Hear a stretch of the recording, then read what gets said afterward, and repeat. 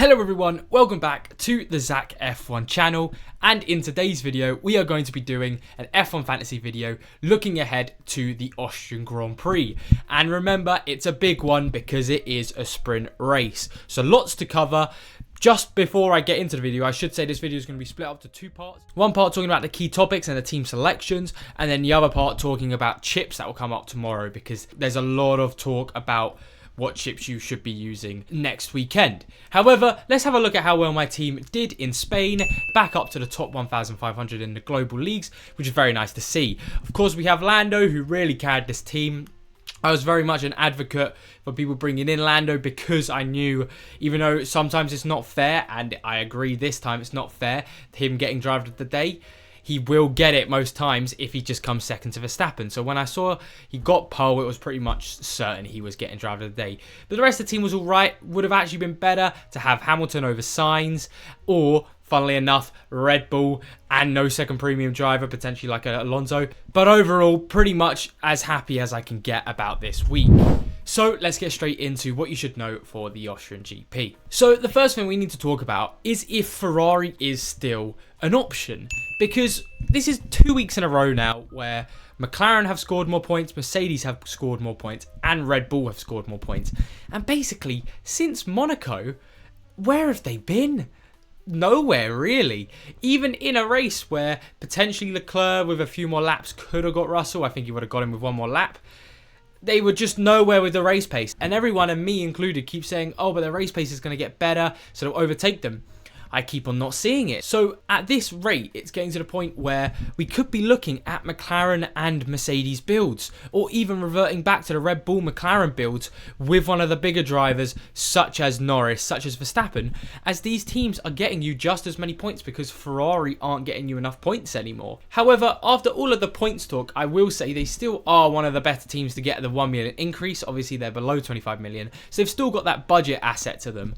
But pure points, they're really slacking at the minute, and it's one to keep an eye on because that line of them being a good enough constructor or not is getting quite thin at the minute.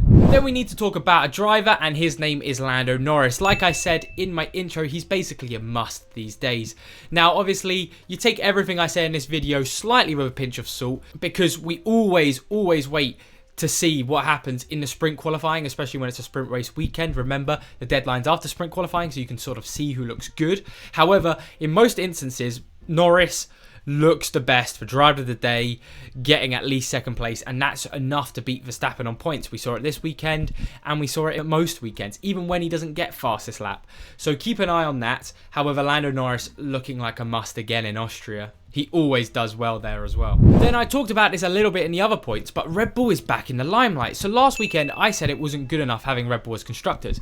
As I said, even with the fastest pit stops, they wouldn't get enough points to make a difference. Now, if you had a McLaren Mercedes build, it wasn't enough of a difference. Also, if you had Lando and Hamilton with Mercedes / McLaren or Ferrari, it still would have been tight. However, because of how bad Ferrari have been doing recently, and because of Verstappen winning, with Perez just not crashing out and coming just good enough with the fastest pit stops, they again are really a team you need to consider. It's crazy how we keep on flip-flopping around from having two premium drivers to not having premium drivers, but genuinely, I think the meta, if you don't have enough money, is going to be changing soon. It's either going to be changing to potentially a triple premium driver, a Red Bull McLaren build, or reverting back to a McLaren but Mercedes build with Norris as your top driver. And if you can purchase any premium driver with Red Bull and McLaren with Norris, then you do so as well. However, it's all going to be about how much budget you have going into the next few weeks. And then finally, before I talk about the drivers on my best drivers list, let's talk about how you should use your transfers. So this weekend is very important. It's a sprint race weekend. You want to be having the best drivers and the best constructors. So if you have free transfers, you need to be using these free transfers for bringing in the best points ever, because we even saw, such as Yuki Tsunoda in Miami, you can get these cheaper drivers going up 1 million increases in sprint race weekends from getting 20 plus points. We've seen it with Kevin Magnussen as well. I don't believe he got over 20, but he got very close, 18 or 19 points in China. So you've got to be very careful with this. Make sure you get the right transfers in. If you have 2 transfers, use all of them. If you have 3 transfers, just use all of them. Basically, the gist of it is use all your transfers going into this weekend. Then moving on to the best best driver for under 8 million, and we have 4 drivers in this category, and we'll start off with the worst, and it is Valtteri Bottas. I've been saying this for a few weekends now, where he is too highly valued at 7.9 million. He was too highly valued at 8 million. He's dropped a little bit. But with 1 point to his name last weekend, he did exactly what I said he would do, and why I don't like him as an F1 fantasy choice. Because he's not like Hülkenberg, he's not like Tsunoda, where when they can get into those high positions, they can sort of stay there. Hülkenberg a little bit less, but still more than Bottas. Bottas qualified 12th, and he was down to 15th after the race, and that really hurts your points. Because if you drop 3 places, no matter how many overtakes, you're not going to do that well. So you've got to be careful with Bottas. He's on the bottom of my list. Logan Sargent is second worst, and it's because, yes, he is dirt cheap. He's so cheap these days, and it really is a dud driver where you only have him if you just need that extra value somewhere else. But the thing is with Sargent, the reason I can't put him last is because this is what you sort of expect from a 5.5 million costing driver. You just don't want them to get negative points. A 0.5 million would be nice, but hey, it's Logan Sargent. We just want him to finish the race and not crash out, getting us at -20, and then he's done a good job. Then we move on to Alex Albon. He's actually dropped a place in my list. He's gone down to 8 million, but by all means, I really need to stress, he will be moving up soon in 0.5 million. He's still a great option to have if you want some budget in your team, because he didn't really perform in Spain. However, he still got 4 points in a Spanish race with no safety car and starting from the pit lane. He does this where he can still get overtakes and mingle about, even in a race where Logan Sargent couldn't do that and he started 19th. Where's his overtake points? Nowhere. He's still a very good driver to have around. And I think when he doesn't start from the pit lane and when there's a bit more chaos, you'd be seeing a lot more points from him. So 100% he is a good driver to have. However, the best driver under 8 million is Zhou Guanyu. Like I've said multiple times, he is an F1 fantasy player's wet dream. And it's because of how many overtakes he just gets. Like, even in Spain, he got 4 points this weekend. He got quite unlucky to not get more, as F1 Fantasy Tools thought that he'd get more for overtake. Maybe they thought him overtaking and re-overtaking in like a matter of seconds didn't. However, like I said, he just doesn't perform in qualifying, and then he always somehow has race pace. He outperformed his teammate on race pace, overtook him, and he just outperformed a lot of people in that midfield pack for race pace, which is just what you need from someone at 7.8 million. Let alone how cheap he is, it's perfect. Then we move on to the best driver for under 11 million, and this is the rest of the cheap drivers. And it's slightly interesting this weekend because I've normally been a bit harsh on some drivers, but this week we've seen it is, like I've said earlier on in the season, it's such a roulette wheel, especially these sorts of cheap drivers, and whether they're going to do well or not. It's really hard to tell, and it's got to the point of the season where it's very close with who's a bad driver and who's not. For instance, the first driver who I wouldn't touch would be Esteban Ocon, and he is a great asset to have. The only cons about him is his price. He's 10.2 million, so he's a little bit on the expensive side. And the only cons about him is, again, his price. You can get Gasly, who will do a better / similar job to him, on 9.6 million. You have Kevin Magnussen, who's 9.8 million, who will do a better job than him in most races. And so when you look at it in like the scheme of things, yes, it's small points, but these points matter. That's why Esteban Ocon goes to the bottom of the list. Then we have Daniel Ricciardo. He's had 2 good weekends F1 fantasy wise. He's moving up my list, but I still think he's not worth it, especially with his price. He's gone up 0.5 million. Again, similar to Ocon, not a bad option. Just when you've got Yuki Tsunoda, who, yes, has scored a few less points in the last few weekends, but overall seems the more consistent driver. You've got K-Mag, you've got Hülkenberg, you've got Gasly. They're all around / cheaper than him. It just doesn't really make sense to bring him in still. Nothing really bad about the driver. It's just there's more pros on the other drivers out there. But then next up on my list is Yuki Tsunoda. He's dropped quite a bit this weekend. Like I said, I still think he's a very consistent driver to have. 4 points, not bad at all. It's just a shame he didn't get that 0.5 million increase, and he's been decreasing in value quite a bit. He needs to get that 0.5 million increase to be sort of respected again. However, in Austria, the issue is he's never really performed at Austria. It's a different season, so we'll see what happens. But I'm really just hoping F1 fantasy-wise he does what he did in Miami, because we know he can. However, yeah, like I said, 2022 and 2023, he never really was anywhere. I don't think he's the best choice this weekend, but long term, I still think he's a good option. Then you have Nico Hülkenberg, who, yes, hasn't really performed here as well, especially last season. But that was just because of engine issues. He was actually doing really well in the sprint race. If without the -20, he would have got a lot of points as well. However, he's still got the issue, like I said, with the qualifying, especially at a race like Austria where you can overtake quite easily. It's really hard to defend, and I could see him just getting eaten up if he does anything good in qualifying. Similar to Ricciardo, where if he does qualify high, I don't think they'll stay there for long and they'll actually cost you more points in the end. Then we move on to the second best driver, which is Pierre Gasly. Again, 9.6 million, and basically it's just because of how good Alpine look. Now, Esteban Ocon, like I said, not the best option, but Pierre Gasly, cheaper, did really well in Spain, and I really do think Alpine have sort of got their car under control. And if they can keep on getting those lower end of the top 10 finishes with qualifying and race, they'll be consistent getting you points, and that's when Gasly and even Ocon to a certain point, although I don't really agree with it yet, would be really good drivers to have. However, no one beats the king still at the minute. He still got 4 points last weekend. It wasn't the best, however, he's just so consistent. Yes, he's close to a race ban. However, Kevin Magnussen, still quite expensive for a cheap driver. However, if you've got the money, he's the first person I'm telling you to put in your team. You can just see from the points, he's the one to have. But then let's move on to the premium drivers, worst to best. And again, we'll start off with Sergio Perez. Now, Sergio Perez did pretty well in last season's Austria race F1 fantasy wise because he got a lot of overtakes. However, it's a different story this season. It's a similar thing that happened in Spain where last season, if he qualified badly, which he did, he'd overtake everyone. But this season, everyone's so much faster, at least the top four, that when he qualifies badly, he can't do the same thing. Steer very much as far away as possible as you can from him. Then we move on to Carlos Sainz. Again, I really do actually think there's only one bad premium driver to have, and it is Sergio Perez, and the rest of them, bar the best two, are up for debate where they get put. But for me, going into Austria, it's got to be Carlos Sainz. I really thought he'd perform well at Spain. Because he didn't perform well in Spain, I can't see him doing well in Austria.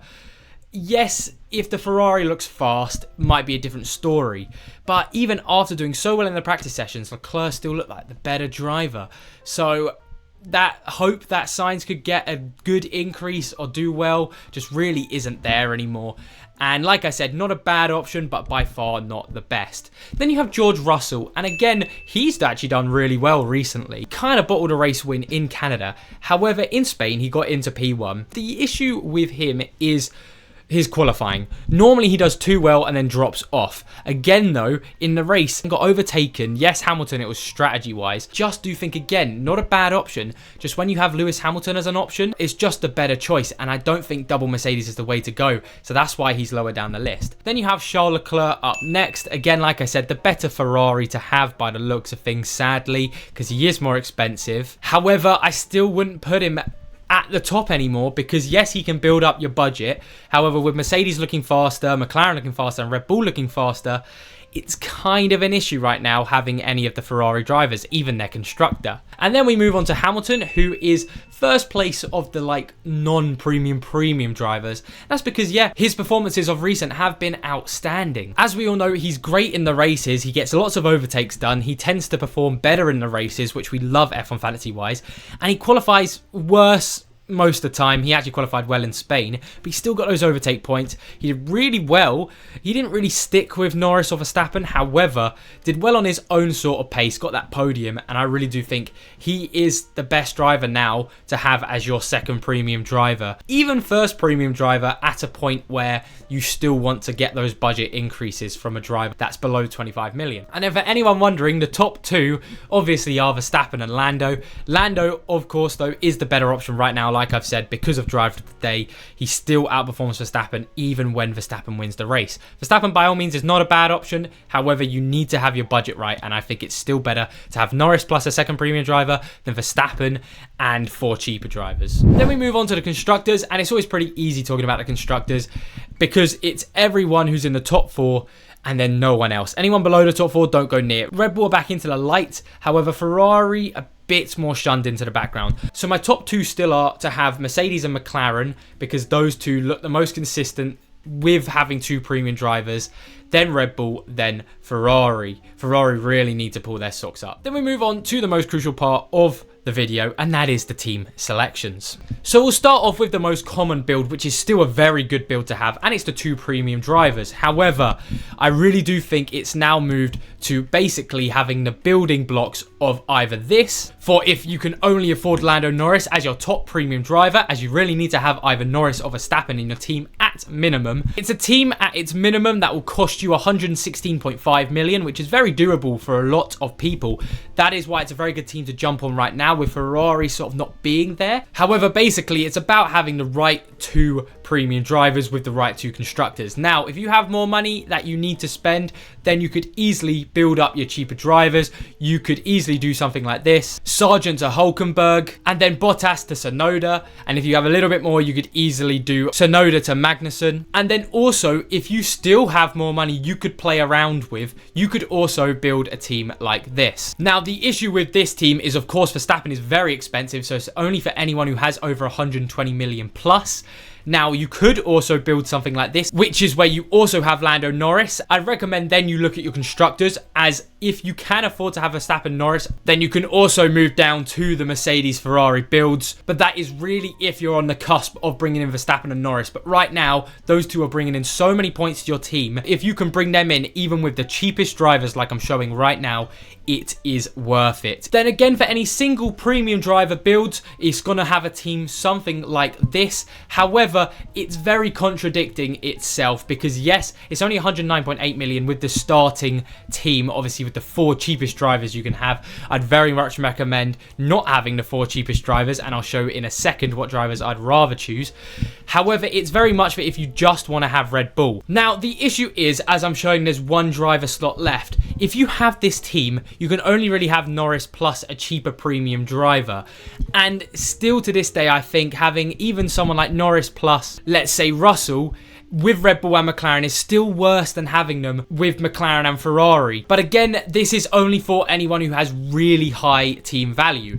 For anyone who's got lower team value, you could either look into the constructor, saving a bit more money with McLaren and Mercedes if you still need a bit more money to go, if you've really got low budgets, or you could look in the opposite direction, where you take Sargent out for Hulkenberg, Albon out for Gasly, and then Bottas out for Magnussen. Now, if you don't have enough money for all of them, you can also use someone like Yuki Tsunoda, who's a little bit cheaper. However, this is what your team should sort of look like if you can't meet that threshold of having 2 premium drivers. But like I said, this is for anyone who doesn't really care about budget anymore, because yes, this team will do you well. However, you're going to really struggle building up a lot of team value with constructors like that. So I would still suggest going for something, if anyone has below 114, 113 million, going for something like this, where of course you could drop your cheaper drivers down to get the money to do it. Again, follow the same routine I've been doing for all of the other teams. However, you have Hamilton, you have Leclerc, the most likely drivers below 25 million go up 1 million. You also have Mercedes and Ferrari, for if they have a good weekend, like Red Bull had points wise on points, then you could still get that 1 million increase. However, that about sums up the team selections without using any chips, because I will talk about the limitless team in my next video tomorrow, with all the teams you could really consider going into next week. Now, there could be a few variations, of course. However, most of the teams will look very similar to that if you really want to score some big points. My recommendation is still the 2 premium driver moves. But if you've got the budget building team, fair enough, because you want to be able to get Verstappen and Norris in for like chips or anything else, or just getting in the best points. And I could also see why someone would bring in the points team if they just want to get the points now. They're not too worried about the team value, as they think it will just sort it out themselves. But there's multiple options for everyone out there for whichever ones you like the most. But anyway, let's talk about my league. Thank you all so much for joining. We now have 762 of you in the league. Thank you so much. It means the world to me. We're getting very close to 800 in the league. Can we do it? I'm hoping so. But thank you all so much for joining. And of course, like always, here is the top 5 shout out. out. So in first place, we have a retaining leader of Cult Viet Flat Out. Congratulations on first place. Keep up the good work. We then have Leapers 1 getting up to second place. Oh, we love to see Leapers 1 doing well on this channel. Very well done, Leapers 1. You're getting very close to first place. I would love to hear, Leapers, where you are in the Global League. Same with you, Cult Viet, as well. It's always nice seeing how well these teams are because you guys have got to be like top 50 in the world. It's crazy. So congratulations. Then we move on to Anemo de G, who is in third place. Congratulations there. Keep up the good work. Then you have Jetto F1 keeping his fourth place. Then you have Cole F1 back into fifth place. Congratulations, Cole F1. Keep up the good work and well done to everyone in the league. Thank you all so much. This league is so competitive at the minute, and remember the prize pool. But anyway, thank you all so much for watching this video today. It will be out later in Monday, quite late around midnight. However, hope you all enjoy, and the chip strategy guide will be out tomorrow as well. Stay safe, love you all, have a good rest of your day. Bye bye.